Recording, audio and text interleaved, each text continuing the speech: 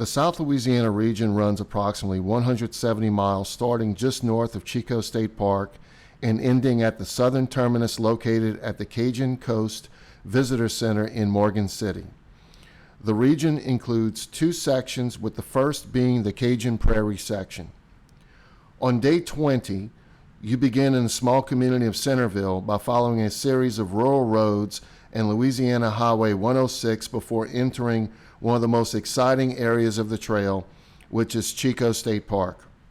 As the largest state park in Louisiana, it hosts a 20-mile nature trail loop, and you'll follow it along the west side with multiple primitive campsites available.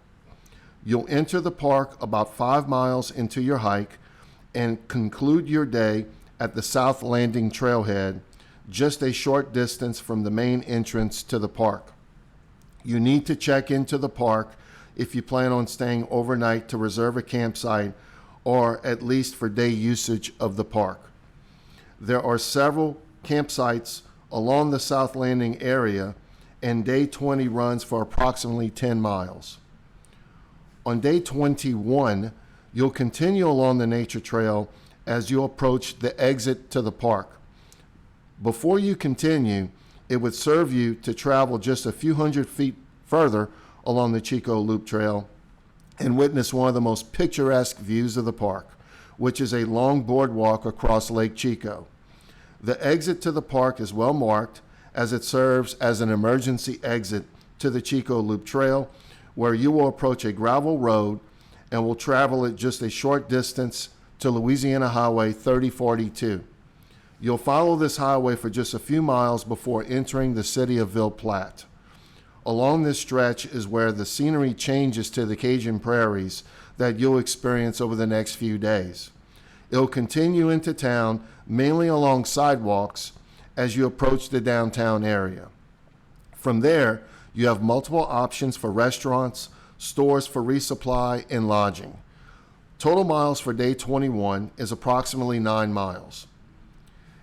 Day 22 encompasses a 22-mile road walk from Ville Platte to the historic town of Washington. Along the way, you'll experience the country living of Acadiana, a region known for its Acadian or Cajun culture, as you'll pass several farms and rural homes before ending your day in Washington. You'll have a nearby RV park for a potential camping spot, along with several options for food. If you decide to take some additional time off, and depending upon what day of the week you arrive, you can visit several antique shops located in town.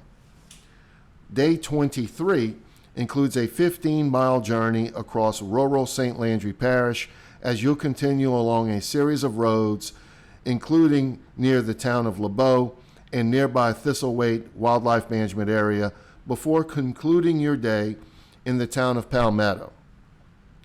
There are stores available for food and supplies in Palmetto, but you'll have to check with one of the nearby churches for shelter or make arrangements to be shuttled back to the town of Washington or the nearby city of Opelousas. Day 24 is a day of milestones, as you'll be wrapping up the Cajun Prairie section of the trail and entering the final section, which is the Atchafalaya Basin.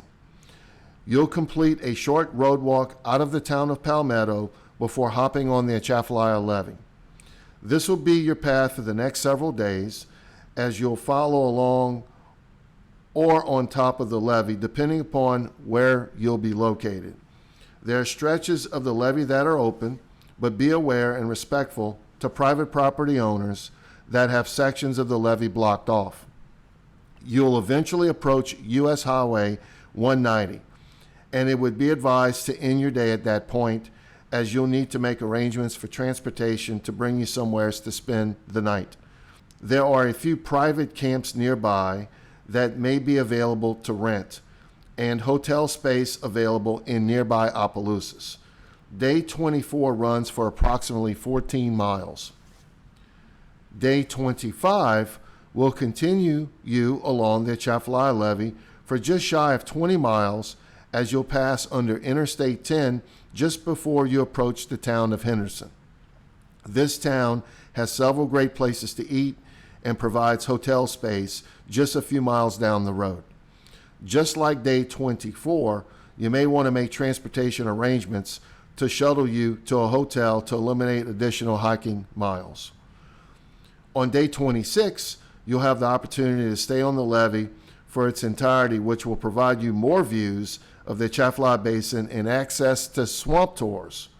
If you want to complete one of these, you may want to take a zero for the day instead, as the entire stretch for day 26 will be around 23 miles. 10 miles into day 26, you'll approach the town of Catahoula, a great place to stop for a break, and also begins the path of the spur trail that runs for 25 miles to Lake Martin, one of the most unique and beautiful parts of South Louisiana that hosts thousands of various bird types during the winter months. The remaining 13 miles along the main route brings you to Lake Chicot State Park. This will be the perfect place to camp out, as there are several established and primitive campsites available. However, if you prefer to sleep inside for the night, there are also several cabins available. Day 27 will be just slightly shorter than the previous day, but very eventful, as you'll experience several amazing views of Lake Foss Point, Charenton Beach, and eventually your camp spot at the Millet Point boat landing, where there's plenty of room to camp and provides restrooms. Should you choose not to stay here, you can make arrangements to be shuttled into the city of Franklin or the town of Charenton for a hotel. Day 27 runs for 19 miles. Day 28 will be your final day along this stretch of the Atchafalaya Levee, as you will veer off of this stretch 9 miles in at the Yellow Bayou boat launch. Before that, you'll approach the Gulf of Mexico Spur Trail. Those wishing to hike all of the way to the Gulf can take this optional 38-mile road/levee walk to an alternate southern terminus at Burns Point Park. Highlights include downtown Franklin and Bayou Teche National Wildlife Refuge. From the Yellow Bayou boat launch, you'll follow along a series of roads through the small town of Centerville before ending your day across the Wax Lake outlet at the Wax Lake Lodging area. You need to place reservations in advance, as there are limited spaces available.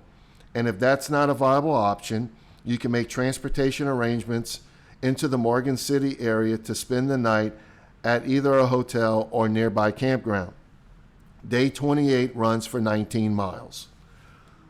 Day 29 is your final day on the Bayou State Trail, as you'll pass under the Highway 90 bridge and follow along a levee road for about 13 miles before entering the town of Berwick.